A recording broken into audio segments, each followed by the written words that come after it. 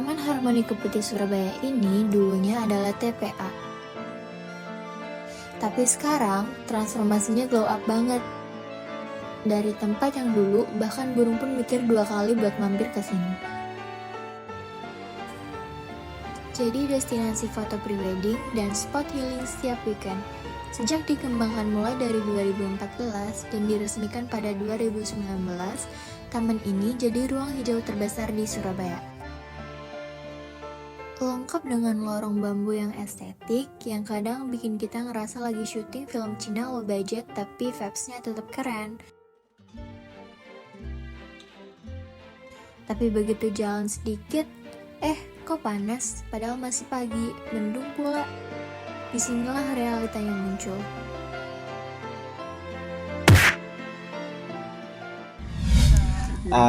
Izin tanya Ibu tentang seputar Taman Harmoni ini. Ini kan ibunya dari Rembungan mana? Sidoarjo. Ya. Oh, gitu. Jadi emang dalam rencana mau jalan-jalan aja di sini. Iya, jalan-jalan. Nah, saya mau tanya Ibu. Jadi di Taman Harmoni ini kan taman kota istilahnya di Surabaya. Nah, dibangunnya juga baru tahun 2014. Nah, di taman ini kan seharusnya tanaman-tanaman yang ada, terus tumbuhan-tumbuhan yang ada itu kan harusnya cukup lebat karena namanya juga taman gitu. Nah, kalau dari Ibu sendiri merasa kalau semisal ini tuh udah cukup atau masih terasa panas gitu untuk sebuah taman? Kalau untuk sekarang sih masih kurang rindang, kurang sejuk gitu ya, karena jenis tanamannya tuh kok hanya ini tanaman bunga namanya sakura. Harusnya itu kayak terbesi atau yang rindang-rindang yang daunnya banyak, jadi bisa meneduh gitu loh. ya. Jadi orang bisa berlama-lama di taman. Jadi biar ada tanaman yang besar gitu, biar lebih nyaman juga di sininya gitu.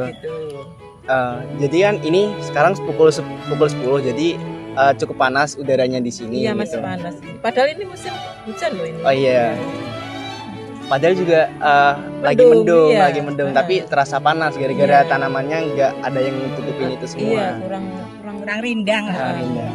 Sebenarnya tanamannya sudah banyak, cumaan kurang mungkin ya, memang pertumbuhannya kan karena masih baru ya mungkin ya. Jadi mungkin kurang rindang, maksudnya untuk memberi keteduhan pada pengunjung itu masih kurang. Jadi juga mengurangi kenyamanan dari si pengunjung juga. Mungkin bisa ditambahi jenis pohonnya yang bisa yang untuk berindang itu biasanya apa gitu loh. Selama ini kan hanya untuk penghias saja ya. Tapi untuk segi kenyamanan untuk rindang, teduh itu masih perlu ditambah. Cukup. Sudah cukup. Terima kasih Ibu. Mohon maaf direpotin. Ternyata taman ini masih kekurangan vegetasi besar seperti trembesi atau pohon peneduh lain. Jadi, meski tamannya luas, area terbukanya lebih dominan panas daripada teduh.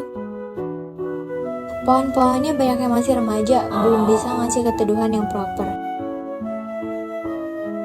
Selain pepohonan dan bunga matahari yang jadi rebutan buat foto, di sini juga ada mini zoo kecil berisi kelinci, rusa, dan beberapa hewan lain. Pengunjung boleh kasih makan, tapi ya jelas jangan kasih makanan pedas ya, karena mereka bukan kita yang tahan cabai level 100.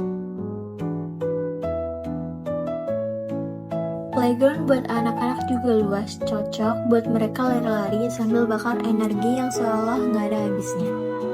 Walaupun cantik, Taman Harmoni tetap punya PR, sampah pengunjung kadang muncul. Beberapa tanaman sering jadi korban demi foto estetik, dan edukasi lingkungan masih kurang maksimal. Padahal, taman ini punya potensi besar sebagai ruang belajar ekologi berbasis masyarakat. Warga sekitar sebenarnya sudah punya kearifan lokal lewat budaya gotong royong dan merawat taman secara sukarela.